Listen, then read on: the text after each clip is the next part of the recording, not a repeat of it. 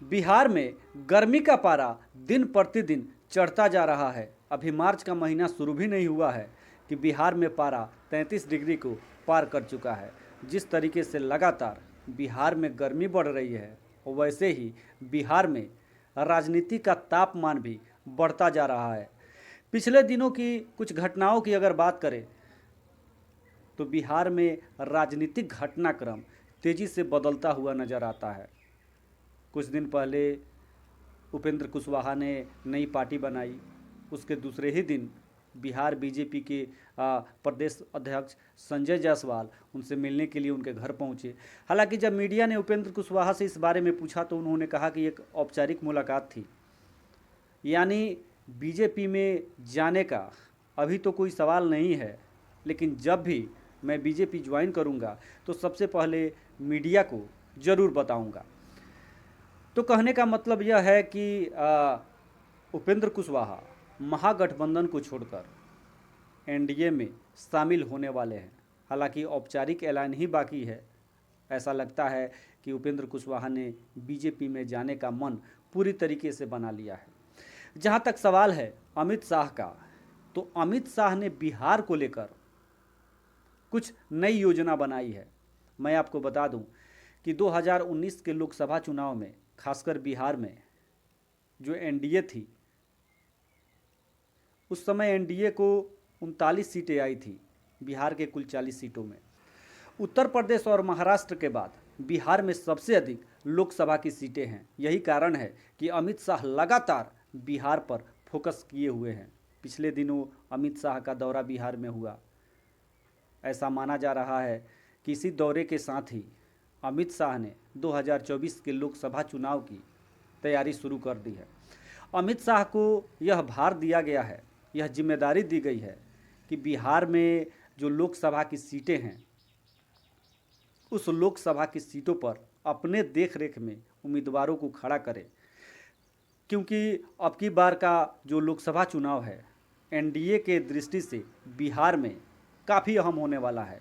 एक समय था जब 2019 में एनडीए में नीतीश कुमार शामिल थे और नीतीश और बीजेपी के होने से बिहार में 39 सीटें एनडीए गठबंधन को प्राप्त हुई। लेकिन अब की परिस्थितियां अलग है। आरजेडी और जेडीयू का गठबंधन है, तो निश्चित रूप से बीजेपी यह समझती है कि बिहार में कुछ सीटों का नुकसान हो सकता है। नीतीश कुमार राजनीतिक के माहिर खिलाड़ी हैं। नीतीश कुमार ने कई बार ऐसे फैसले लिए हैं जो फैसले सबको चौंकाने वाले थे, चाहे जीतन राम मांझी को बिहार का मुख्यमंत्री बनाने की बात हो या फिर बीजेपी से नाता तोड़ आरजेडी के साथ जाने की बात हो। नीतीश कुमार ने हर बार अपने फैसले से सबको चौंकाया है। तो नीतीश कुमार को अभी भी कम नहीं आंका जा सकता। देश के एक वरिष्ठ पत्रकार ने यह कहा है कि जीत की बारात चाहे जिसकी भी हो, यानी बीजेपी की हो या आरजेडी की हो, दूल्हा तो नीतीश कुमार ही बनेंगे। कहने का मतलब यह है कि 2025 के विधानसभा चुनाव में नीतीश कुमार को अगर 40 से 50 सीटें आ जाती हैं तो फिर सत्ता की चाबी नीतीश कुमार के पास ही रहेंगी। तो इस स्थिति में नीतीश कुमार ही मुख्यमंत्री बनेंगे। मजबूरी है दोनों दलों की, चाहे बीजेपी हो या आरजेडी हो। नीतीश कुमार के बिना बिहार की सत्ता नहीं चल सकती। अगर नीतीश कुमार को सत्ता से दूर रखना है तो या तो बीजेपी को या आरजेडी को स्पष्ट बहुमत लाना होगा, यानी अपने दम पर बिहार में सरकार बनाना होगा। बीजेपी में अभी भी यह तय नहीं है कि 2025 में बिहार में बीजेपी का मुख्यमंत्री का चेहरा कौन सा नेता होगा। यही कारण है कि महागठबंधन से एक एक करके नेता बीजेपी में जा रहे हैं मुख्यमंत्री का उम्मीदवार बनने के लिए।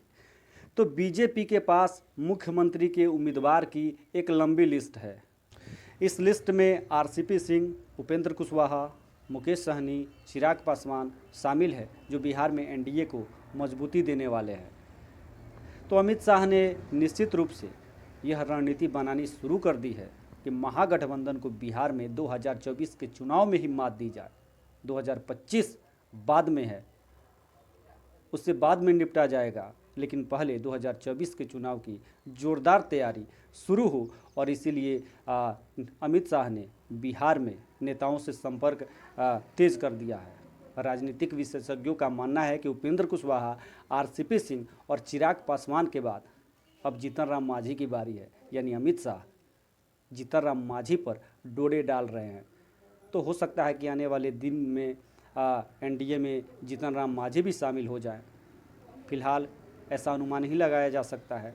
तो फिलहाल बिहार की जो राजनीतिक गतिविधियां हैं तेज़ी से बदलती हुई नज़र आ रही हैं। 2024 में क्या होगा, 2025 में क्या होगा, ये तो आने वाला समय ही बताएगा। फिलहाल मैं अशोक कुमार सिंह अपने यूट्यूब चैनल इन्फोबिया के साथ आप सभी से विदा लेता हूँ। धन्यवाद।